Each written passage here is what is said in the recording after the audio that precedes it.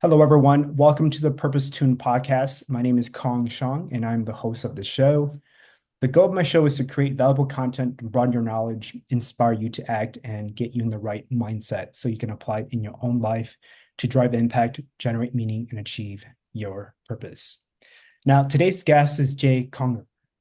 Jay is the Henry R. Kravis Chaired Professor of Leadership at Claremont McKenna College, author of 15 books on the topic of leadership.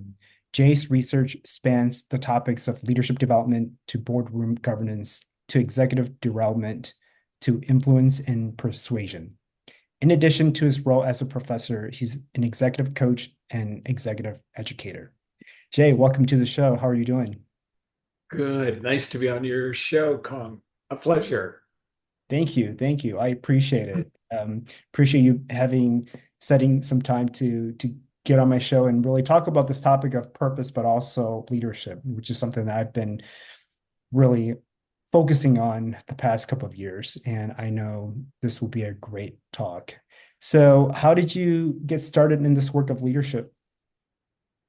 Really begins by being born in Washington, D.C. When I was a little boy, that was era of Eisenhower and Kennedy, and it was a very aspirational period for the U.S. coming out of World War II.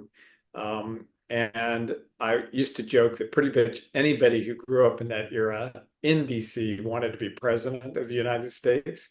I'm not sure that's the case today, but my dad had a very, very wonderful job. He was deputy chief of protocol in the US State Department, and his job was to host dignitaries who came to America. So as a little boy and then as a teenager, I became familiar with this idea of leadership through these world leaders that my dad would host. And it kind of demystified leadership, but it also inspired me to want to be a leader, to do what they were doing, to have an impact on the world. And so at this early age, I said, I'm going to be a leader. I didn't know what that really meant, but I did run for lots of school offices. And fortunately, I won more than I lost. Nice. And I got very involved in politics. And so at some point, I thought I'd go into politics. But I discovered that politics wasn't necessarily for my nature. There are lots of things you have to do that I didn't feel comfortable doing. And so eventually I migrated over to the world of organizations and leadership. And the So, catalyst is growing up in that city where leadership was often talked about at the dinner table. My dad would share stories of these people and kind of demystified leadership, but also made it exciting. So that's how I got my initial start in leadership. do you think that parents play a huge role in influencing their child's career? I think they do to an extent when you're young, Mhm. but then at a certain point, because each era changes, and you don't want to be a replica of your parents. I mean, there are maybe a few people who do want to be a replica. I think at a certain point you start to figure out, oh, I need to find uh, a career that's very meaningful and that pulls on my talents, which are Right. usually distinct from your parents' talents. But I do think in the early days, they do play. I mean, there is this, I don't know if you've seen the Disney studies that ask kids what they're most desirous of becoming. And what those Disney studies show is the boys want to be sports people. They go to, basketball and football heroes. And the young women want to be often initially Disney characters. And then they want to go into the helping professions often or into entertainment professions like Lady Gaga. So it is clear that the media, and what you're watching and reading about as a kid also plays a role in what you think you want to become. That's amazing. How much do you think the environment plays into shaping the individual's interest and passion? I think quite a large role. I think, because I teach people from college students all the way up to kind of senior managers. So I get to see the age span from about 20 to probably about 60. Um, what's available in the larger market for job opportunities has a profound role on shaping what your choices can be. And then there's societal expectations. So in the United States, becoming a lawyer, for example, is considered a worthy occupation. Becoming a physician is considered a worthy occupation.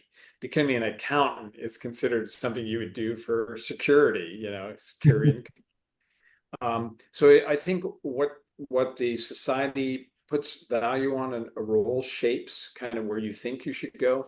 And then many immigrant families coming to the United States, they want their children to have a safety and a security. So Right. having worked with their children who are college students, I often hear them say, "Oh yes, my mother wants me to be a doctor because she knows it's a safe job, it's a secure position."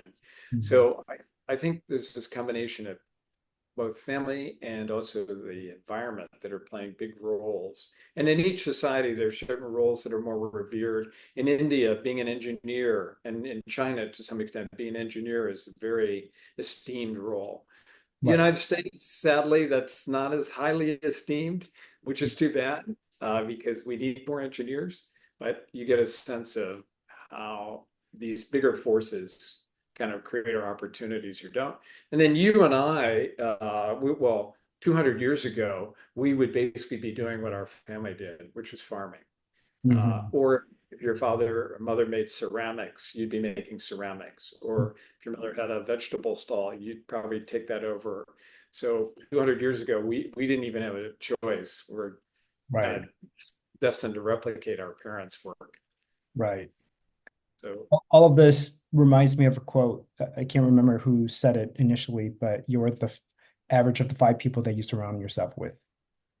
yeah, I've always liked that idea that the people you choose to be with shape who you become or Right. shape what you think the world is. Mhm. Right. Choose carefully.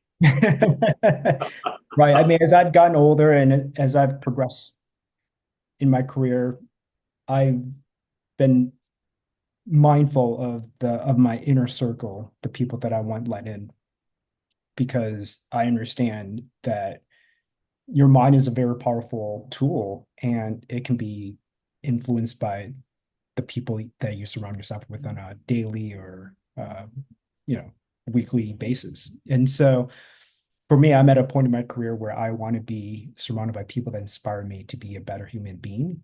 And it could be in areas of leadership, areas of purpose, areas of finance, entrepreneurship, because I think life is short, and I think we have to achieve our purpose. And so, speaking of the notion of purpose, I hope you're ready for this. What's Uh, the definition of purpose?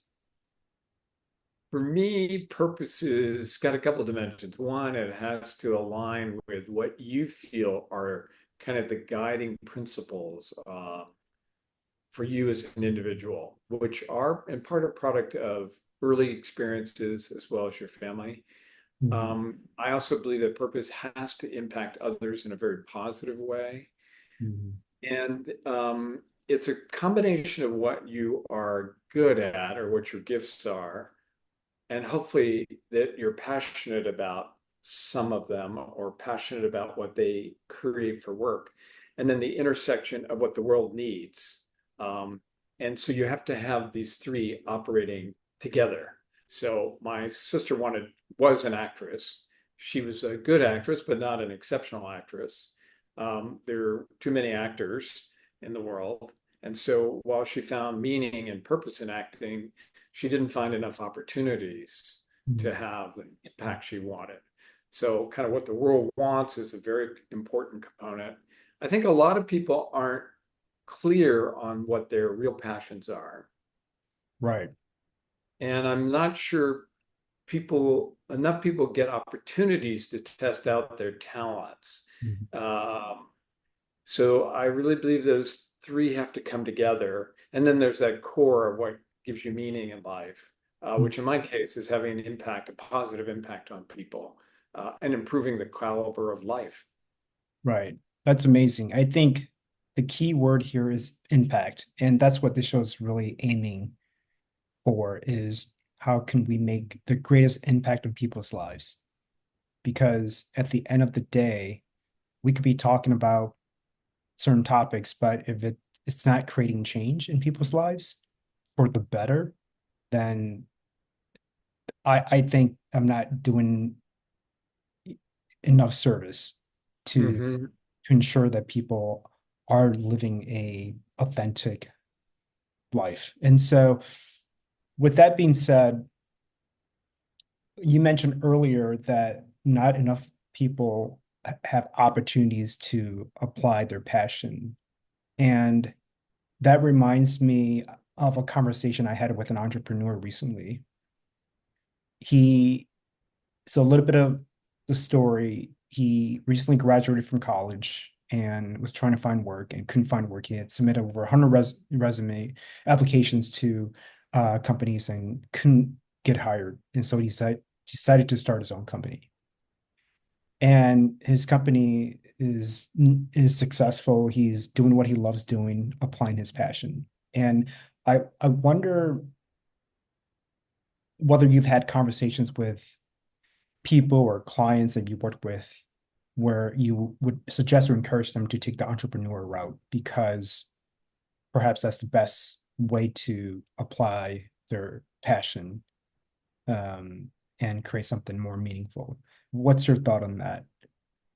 Yeah, so I think entrepreneurs, if you're able to find a successful business or a successful venture, it is incredibly rewarding. Um, and I do think there are a lot of talented people who need to be entrepreneurs. They're not, but they Mhm. would flourish to a far greater degree. I do think there are individuals who need more structure and they need more security. And so for them, the idea of becoming an entrepreneur is pretty frightening. Right. Because Uh, there's no security. Security, you don't know if it's going to work or not. Right. And then I have in my career, there was a period where I studied visionary leaders. And Mm, so and these were all to be in the 90s during the dot-com era. mm, And they all have built businesses up to somewhere, anywhere from a couple million to maybe $30 million in revenues. mm. Um, None of those businesses exist today. Wow. None of them, now some of them were bought up, Mhm. uh, but none of them became ongoing businesses. And this is a sample of about 20, and 20 that were considered very promising, had a lot high probability. I think they all had an amazing time. They all had a great time. I don't know what they're doing now, but entrepreneurship is it's a you have to be ready for the hero's journey. This is Right. Joseph Campbell's idea that the Yes. journey is a challenge, and you've got to really. I think you have to have a pretty keen sense of what you're really, really good at.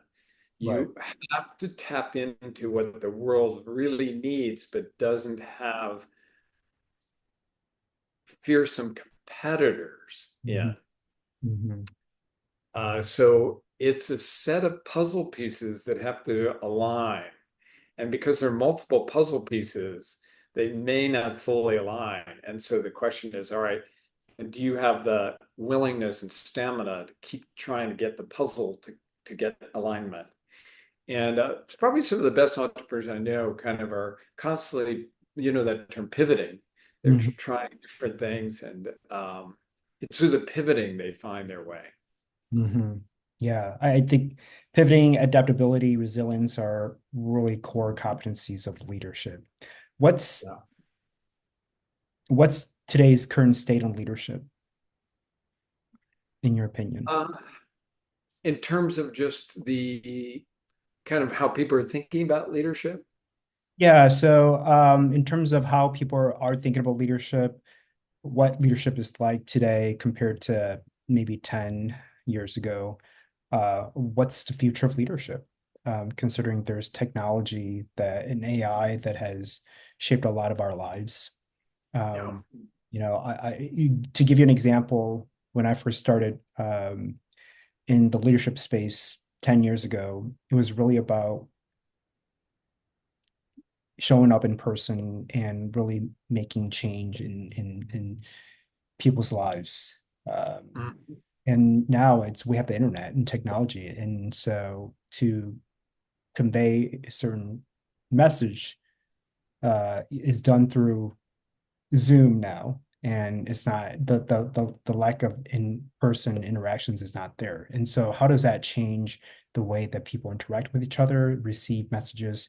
I know it's a big question, but I think overall it's really like how do you perceive today's leadership, and for the future, what does leadership look like, considering, as we evolve as a society, and having AI impacting every component of our lives. So I always like to say there are kind of two core dimensions to leadership.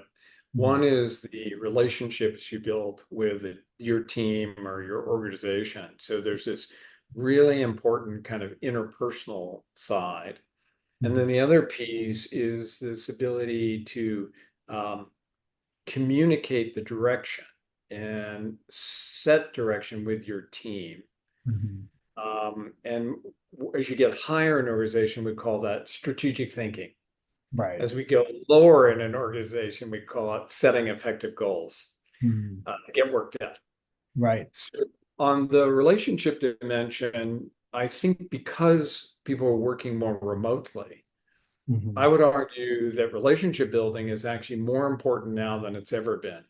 Mhm. But because people are working remotely, they tend to stack meetings. Mhm. And what that does is that minimizes the time for relationship building. Mhm. So I've always said if you're taking on a new team, you should always, if you can, have a couple in-person meetings at the front end so that Right. people get to know each other, build some relationships, do a few social things together. Right. Because that foundation of trust, if you Mhm. just stay virtual and you just stay in meeting mode, you'll never build. Mhm. Um, on the communication side, yeah, you still have to be very articulate, but you can do that on a Zoom meeting like we're doing. Right. So, and I can tell you, hey, here's where I think we should go. What do you think? And let's talk about how we should put that together as a message. So we can do all that work in the digital space without a problem. Mhm. So I do think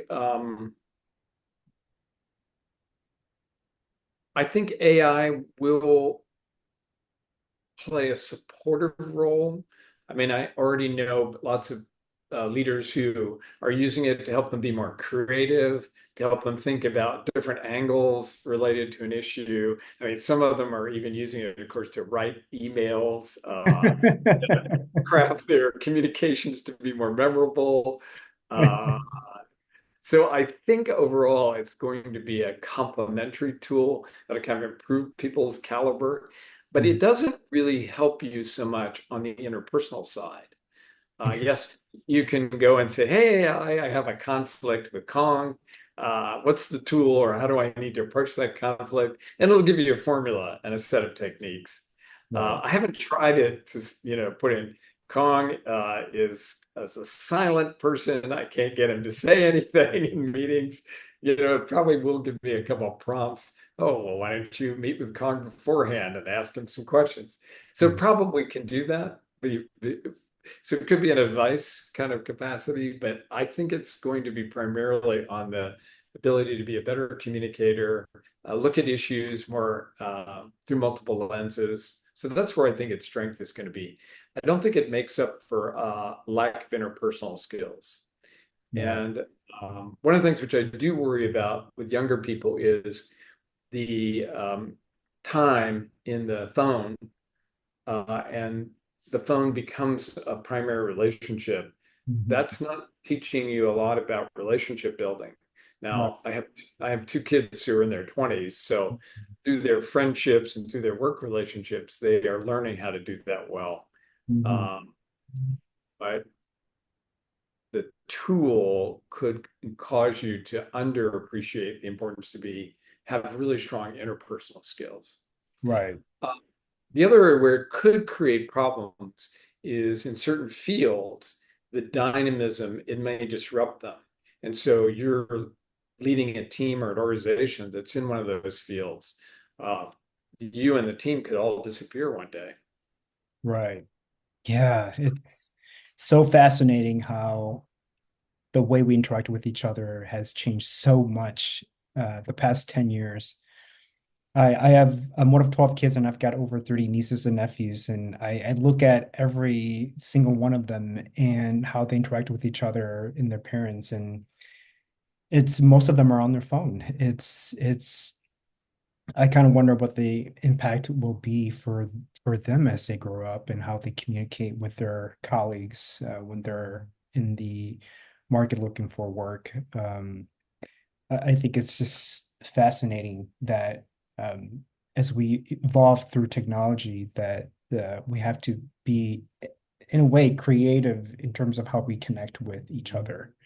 I'm an in-person individual, so I love getting energy from people that I interact with in person. I'm really excited about this networking event that I'm going tonight, which it doesn't really happen often. It's usually virtual events. And so to be able to get out there and build trust, as you say, and really put my face to my name and let people know who I am is really um, going to add value to the relationships that are, going to be developed throughout this networking event.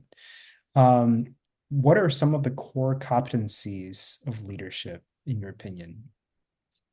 So, one of the most important and one of the ones you don't see in abundance is conflict, addressing conflict. Hmm. Related to that is also giving uh, difficult feedback or critical feedback to individuals. Most individuals have a high need to be liked. Most people don't like conflict. They try to avoid it, and they tend to filter and clean up tough feedback. Those are really, really important skills because in any kind of work that's being done, there is and will always be conflict of some sort. Mhm. And if an individual in a leadership role turns a blind eye to that, it undermines the leader's credibility and it undermines the ability of the team to collaborate and work effectively as a unit. So I always put that high because it's something I see that many people in leadership roles haven't mastered. So Mm. those are really important foundational skills. Um, Having the ability to listen is really, really, really important. Many people assume that when they're in a leadership role, it's the ability to talk and give a position and advocate for a position. My experience is most of us have a lot of that skill already. It's a wonderful saying, we were given one mouth and two ears, and that's the proportion in which we should use them. Twice Exactly. as much listening than talking. Um, and related to listening is being a very good observer. I always like to say the body rarely lies. The body kind of tells you the truth. And if you're not paying attention to facial gestures or body movement, you're missing out on a whole source of data. Um, Words can lie or words can be nice, but in reality, the person's uncomfortable with something. Right. So those skills are crucial to build a sense of safety within your team. So related to that is the ability to invite feedback to yourself. One of the worst things a leader can do is not act on feedback given to them. That Mm.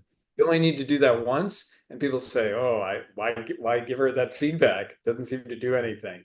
You Right. kind of want this beautiful two-way channel with your team and you. Um, Being a keen reader of what motivates people is really important. And we go back to purpose. Each of us has kind of a sense of our purpose and our sense of our talents.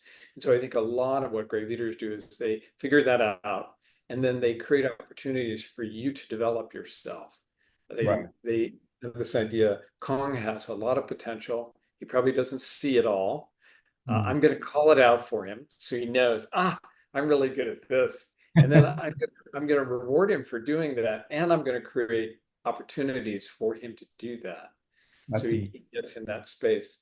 Um, then I think it's very important to be articulate. Mhm. You Yeah. have to be able to communicate things concisely.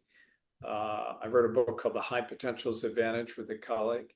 And one of the qualities that set the high potential leaders apart from others was what we would call complexity translating, which is the ability to take all the complexity here and translate it in ways that the different stakeholders could understand the issue. Mm, Um, you have an incredible understanding of the complexity, but most of the time, audiences who are not directly in your role, right. it's too much, it's overload. And so you have to call out what's mostly relevant. Right. Related to that is the skill of persuasion, which is grossly undervalued, but really, really important in leadership. Inspiration is another one, which is the ability to really get a team energized around a goal. And then it's a buzzword, but it is important, vision. Vision. Uh, and it's something many managers lack and Mhm. aren't sure what it is and aren't sure how to articulate it. Mhm. So those are all external qualities or behaviors or actions. Kind of core to all that is two things. One, this kind of consistent cultivation of self-awareness. Mhm. Mhm. Um, you always say we don't really know completely who we are. And every one of us has some bad habits that we need to be aware of and be thinking about how we push through them or work them out. Um, and then tied to that is a real deep quest to keep growing. Mhm. Wow. So That, self-awareness and growth are really important. yeah, I think most leaders, at least the ones that I come across, have a sense of a growth mindset. Like they understand that they have to, in order to excel in the role, they have to acquire knowledge and apply those the knowledge into situations that will help them effectively lead. What's the difference between a manager and a leader? So I don't like that distinction, so I don't use it. I draw the distinction between the activity of managing and the activity of leading. Okay. So people in management roles are hopefully doing both. Mm, They may or may not. They may be doing largely managing activities. Um, and then we kind of assume incorrectly that as you go up the hierarchy, you're a leader because you have a bigger title or more people, but they could be doing a lot of managing. They could be doing all managing. So I like to think of this as two activities. And okay. then the question is, how are you allocating your day? How much of your day is devoted to managing? How much of your day is devoted to leading? And when you're young and you're not in an entrepreneurial organization, the odds are very high. You're doing a lot of managing. Hmm. Hmm. And hopefully you have some role models who are teaching you leading. And the way I think about the activities is managing activities are really about driving the status quo to be more efficient and more effective. So we Hmm. figured out how to make this function work or this business model work, and it's working. We don't need to blow it up. So let's figure out how to do it better. So let's make sure our budgeting systems work well, our kind of short-term planning systems. Oh, and by the way, I'm the boss, so I get to use something called authority. And Right. I want to use it wisely. I don't want to use it in a way that builds resentment or people think I'm a bureaucrat or people think I'm a micromanager. So we have a pejorative understanding of managing, which is too bad because there are people who are really, really world class at that activity and people love working for them. But Hmm. over here, leadership is more about moving us into the future. And Hmm. so now suddenly this idea of vision becomes important, the ability not to use your authority, but people say, wow, Kong, you are a model for me. I really admire you. I want to follow you because you're such a great model. So now all of a sudden it goes from the role and position that you're leveraging to the person and the character and the skill and the expertise. So I have a friend of mine who's really a very inspirational leader. And I Hmm. said, hey, where does leadership start with you? And he said, it starts with outstanding professional standards. And it threw me completely off. I said, what? I was hoping you're going to say, Outstanding professional standards. yeah. So in his field, he wants to be a model Mhm. for what the best in that field does and looks like. So let's say he's an engineer or a scientist. He wants to be a model for what the best scientist looks like. He said that's the foundation which you start to build inspiration and leadership because everybody is doing that kind of role in his function. And he wants them to see what world class looks like and that they can become world class. Mm, So paradoxically, leading can include what we would normally say, oh, well, that's just being a good expert. right. Um, so again, I always go back, where are you spending your time? Hmm. And then the problem is you get kind of socialized into one. So entrepreneurs are spending their time primarily, or at least they think they are, in leading activities. Hmm. They need a lot of people who are doing managing activities to complement Right. Yeah, I read somewhere that you don't have to have a title in order to be a leader. them. I think that's Yeah. so. I think you could be an individual contributor and be a leader in your own right by helping your peers out in terms of how to talk to a client or how to engage with a workplace issue. And I think that a title is just a title, but doesn't really have a lot of meaning. It's really the character of that person and the competencies that they possess that really decides whether they influence their team, the people around them, or if they derailed, you know, their reputation and create more toxicity in the workplace or you know, relation or negatively impacting relationships. Yeah, Um, there was one institution I worked at where the lady in charge of housekeeping was probably the best leader in that organization. wow. Nobody left her department. They all loved to work for her. Mhm. I'm just a professor, but they would always, her team would come in, always very cheerful, you know, okay, what do you need? And I always thought, wow, she is such a great leader and such a great motivator. I knew who she was, I knew her name, and I knew about her.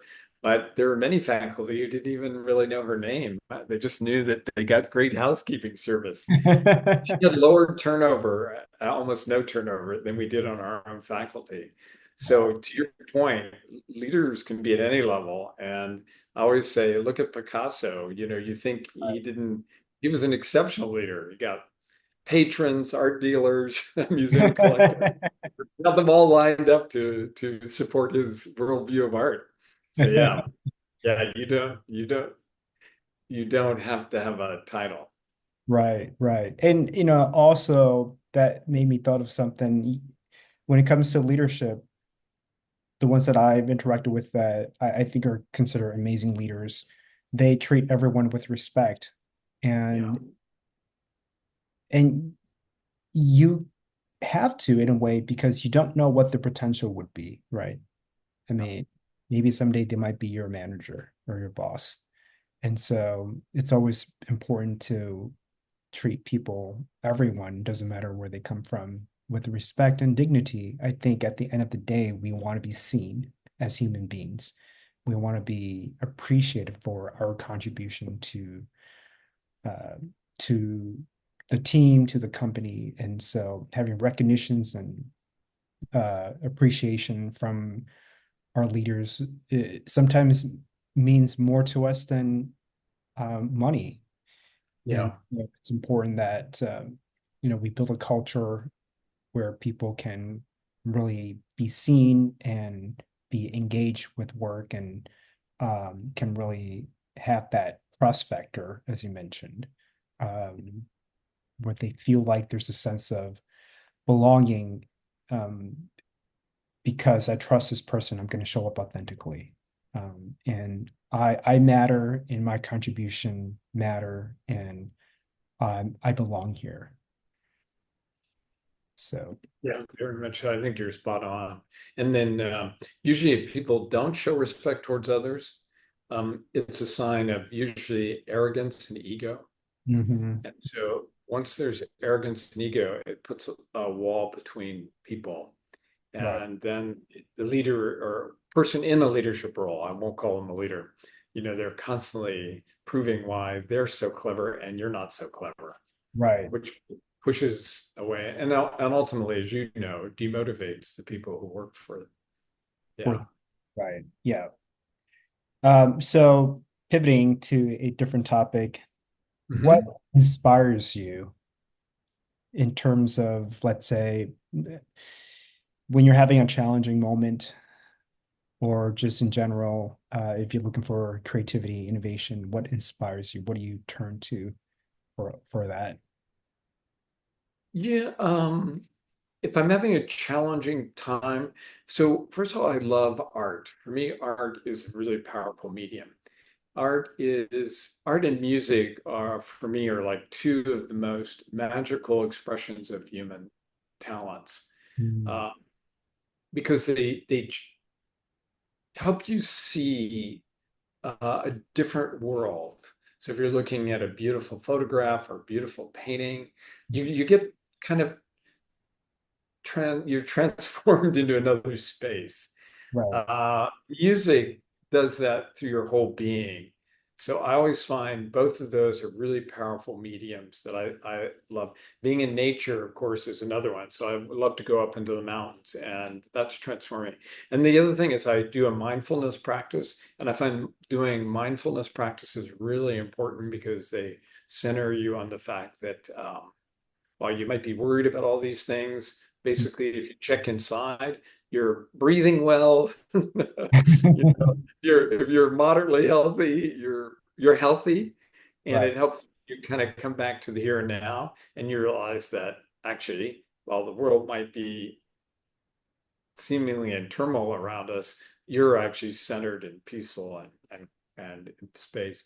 And then, of course, I have a really wonderful family, and I have a great dog, and so between those and wonderful friends, so those are my sources of staying centered. Right. Yeah, that's incredible. I think relationships play such a key role in on our longevity.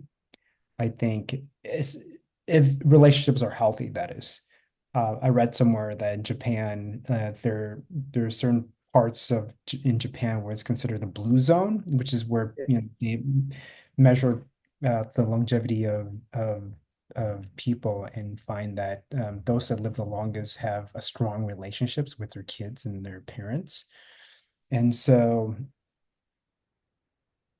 I think at the end of the day, the nice homes, the nice cars is they're nice to have, but I think relationships is what matters most to people.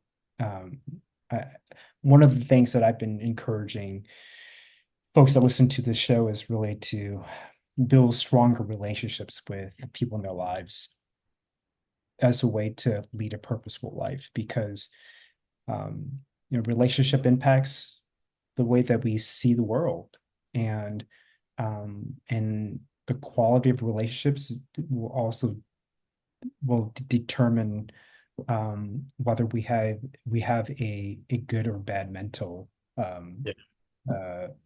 state, right?